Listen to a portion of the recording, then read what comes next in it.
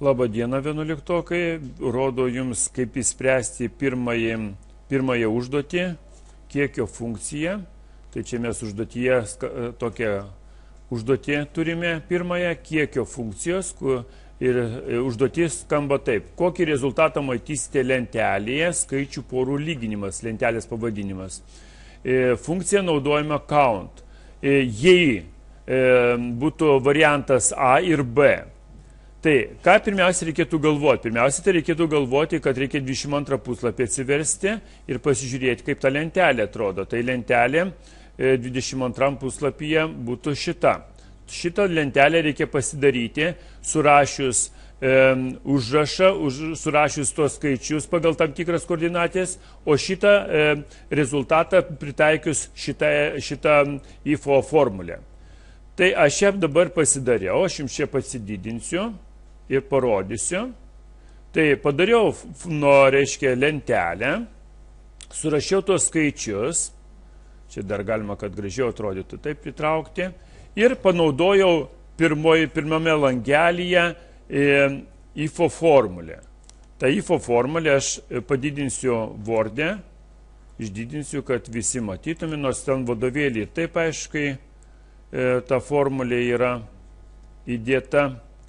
Tai kas joje yra? Tai yra nuo IFAS, dar kartelį rodau, šitam laukelyje dedame žymeklį, C4 koordinatai, ne? Ir rašome formulę, kuri prasideda taip. Jei A laukelis daugiau arba lygų, mažiau daugiau už B3, tai jie yra skirtingi. Jei, pagal šitą užrašą, jeigu jie yra skirtingi, tai rodo pirmą, kad atitinka tavo, reiškia, tai yra tiesa. Tai rodo žodį nuo skirtingi. Jei kitaip yra, tai rodo A3 laukelį. Tai skaičių tiesiog rodo, ne? Tai dabar žiūrime tą formulę.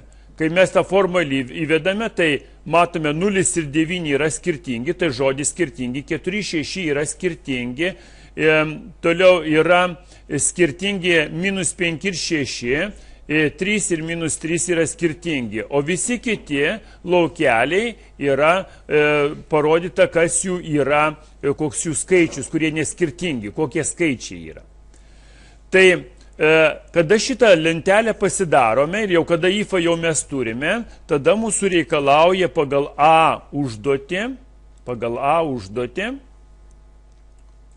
mūsų reikalauja, kad mes A10 laukelį vestume count, kuris apimtų nuo A3 iki A9 ir suprastume, kas yra count tik tai.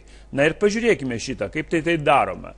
A10 laukelį, padedam žymeklį, nueinam į formulės, pasiemam skaičiuoti, čia angliškai primenu, kad būtų count užrašyta, skaičiuot skaitmenis, o čia lietuviškam vertime.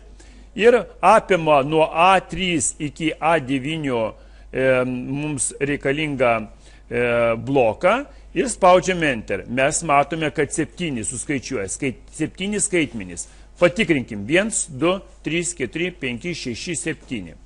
Dabar kita užduotis, tai čia jau būtų pirma užduotis įspręsta, antra užduotis būtų C12 laukelėje, reikėtų įrašyti šitokią formulę, count C3, C9 ir parašyti skirtingi.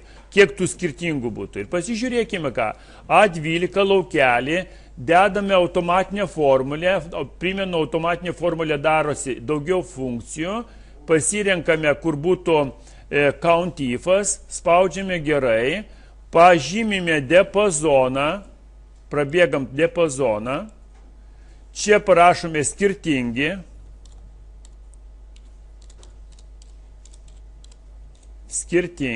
ir spaudžiame gerai. Mes matome, kad skirtingus parodė 1, 2, 3, 4, tuos skirtingus, kurie yra skirtingi, yra 4. Taigi jūs viską supratote, dėkuoju už pamoką, viso gero.